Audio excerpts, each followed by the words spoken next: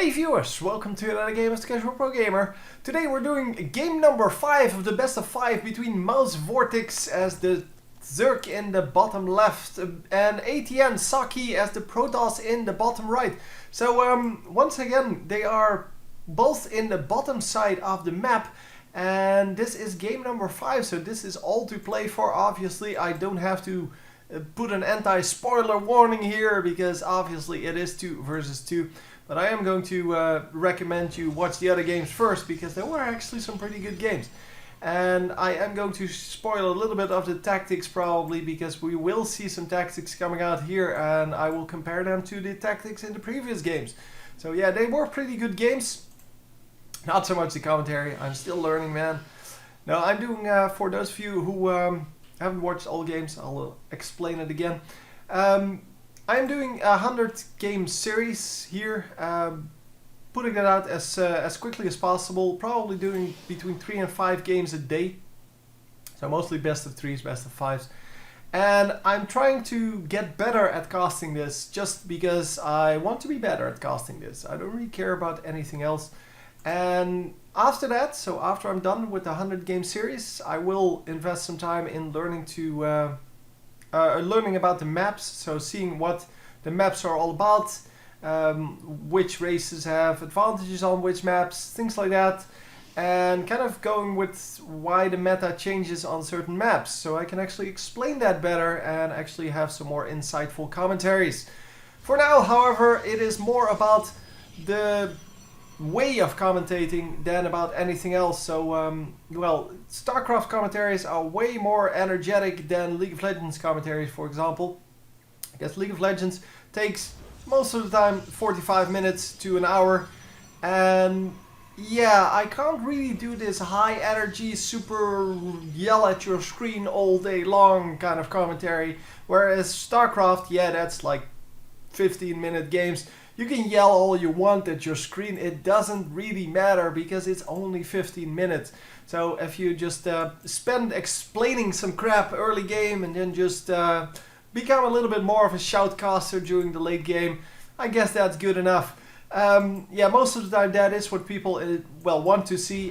Most people that actually watch these games don't come here to learn to play better. So yeah, I shouldn't invest too much time in trying to explain things that that you can learn from this, whereas in League of Legends people tend to watch games for 2 reasons, one of them being entertainment, but the second one definitely being that they are interested in the tactics involved and why certain tactics work and other tactics don't.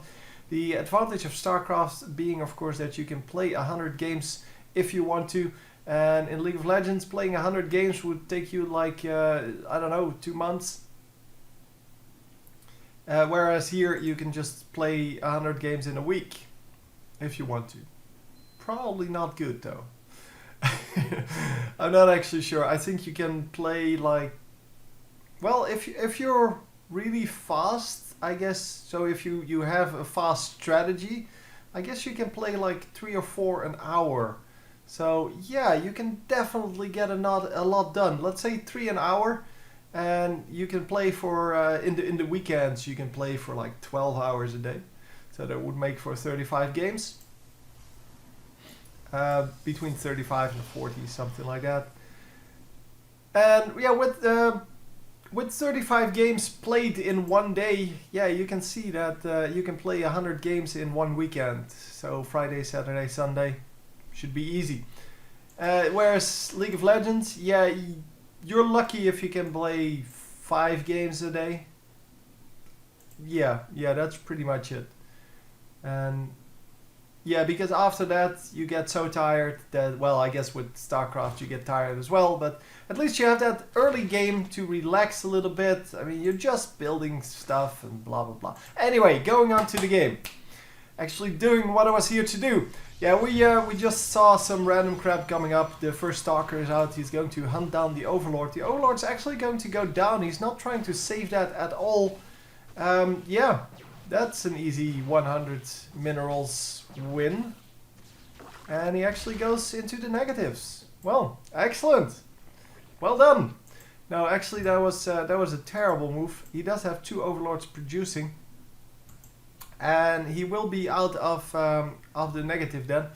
But yeah, that was definitely not good. It was definitely not what he wanted. The Protoss player here is supply blocked, so he is not going to be able to get the probes out. Even though, well, these are pro gamers, they still make these tiny mistakes.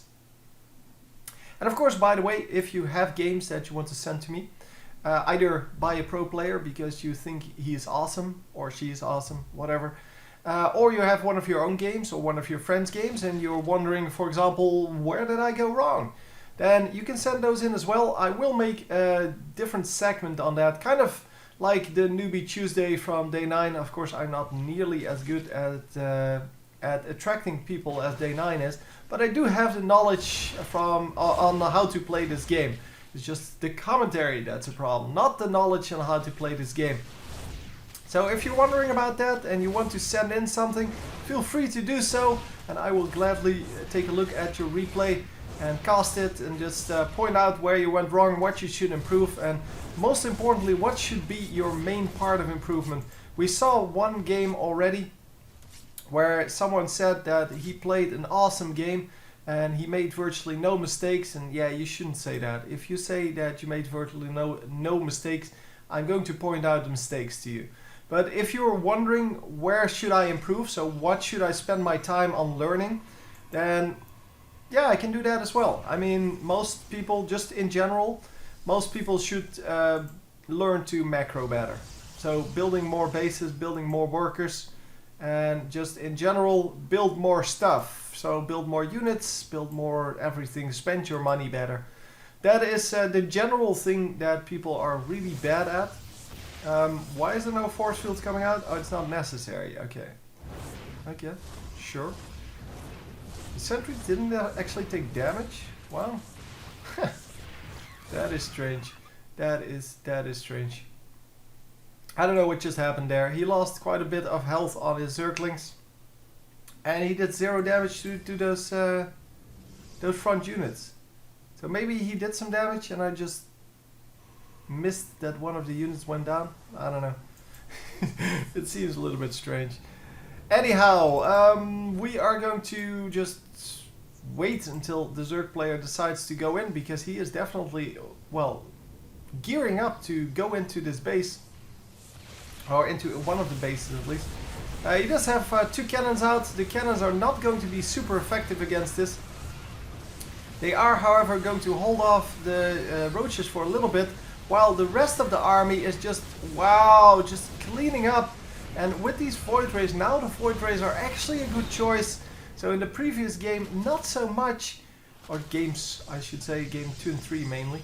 The Void Rays, yeah, they do extra damage to armored. They also have this this extra prismatic alignment where they do 6 extra damage versus armored. And yeah, all in all, it seems a good thing that you have those against armored units that cannot shoot the air. But it is definitely not a very common unit to see.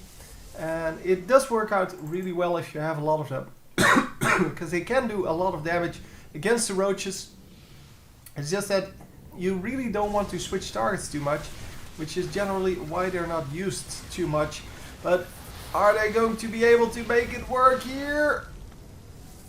Oh my god, those force fields held off the entire army, and in the meantime, of course, he could just freely shoot at them. The Void Rays, yeah, they all have that little bar. That's for this one, for the prismatic alignment. At least I'm assuming it is, because it does tick down here. Cooldown remaining, okay. Yeah. So, yeah, you do charge them up, but apparently it goes on cooldown even if you don't actually reach it. Or is it, I don't know, maybe it seems they redesigned this. I did not pay attention to the redesigns, to be honest. But if that is, yeah, I think you get that immediately. So you can activate this, and then you basically do 6 extra damage versus armored, and that's why they're so good. That's why he chooses those. Okay, because 16 damage twice a second, Yeah, that is actual. That is actually excellent, especially since he cannot attack them. So you can't attack the air units with the ground units. So that is awesome. So we do have some phoenixes going out, and they're going to scout around a little bit. And we have once again Mutalisks on the way. Mutalisks are going to fly over this pylon here. And look at that, all kinds of cannons being produced. But it is not good enough. Oh, one of the Mutalisks actually goes down to that cannon. But yeah, multiple units in the base. And it seems that, yeah, we are getting invaded here quite heavily. Yeah, he is going to lose this base, I think. Oh, he's not going to spend the time on it. Wow. Yeah, and this base is not up, so you can't really attack that. And yeah, I guess the counterattack is the only reply to this. So the counterattack is coming in. The counterattack with all of the Void Rays. And the Void Rays may actually just snipe everything here. They're going to be able to get the buildings down so quickly. And look at that. The Mutalisks just melt to this. But they do have to focus for quite a bit. And are we going to make it work? Are Mutalisks even... They're not armored, right? No, they're not armored. They're light units. These Corruptors, however, are. They are armored. And wow, just so much going down for both teams. Oh my god, this is gonna be close! But there is a new army of Stalkers coming in, and that is of course the advantage of being able to warp in close to an enemy base. You have a short supply route, and are we going to take down all of this? What's this? What's building here? It is all Zerglings, I think. Yep, it is all Zerglings. No, there are some other units in there as well, but mostly Zerglings. Zerglings, of course, not going to do anything against the air units. But that doesn't matter. They're great against the Stalkers. And the Stalkers are going to be the ones that need protecting. Oh, are we going to save them? No! No, they're all going down! Yeah, he can't really go up against the Zerglings with those Void Rays. Well, you can't kill them, basically. Takes too long, but he might actually be able to snipe the base right here. Yeah, indeed, the GG comes out. So even though there was a great attack here, and yeah, I missed part of that attack because I was focusing on something else. But he had a great attack going off over there. And oh, this is already the counterattack to that attack. And here you go. Here we have that attack coming in. The attack is flying in from the back. Yeah, I completely missed that on the minimap. And it is going to wipe out all of this. Well, all of these small little workers. So sad to be a worker, man. Oh wow, he actually only got a few. Yeah, he didn't get all of them. But it is okay. He got enough done, I guess. And he's going to unpower these Stargates, which is pretty much all he wants. But yeah, he didn't really get anything else out of that. So let's see. Oh, that's not the right one.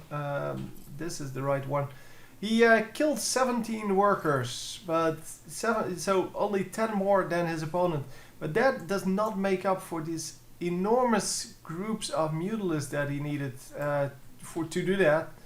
And yeah, definitely not enough to make it work. So in the end, he lost way more resources. And he didn't have this base mining, for example. So it does seem like he has 4 bases. But in reality, yeah, this base is still alive. But this one is almost... Oh no, it's not mined out. Wow. He has all of the mining still. Okay, so three bases. This was the 4th base.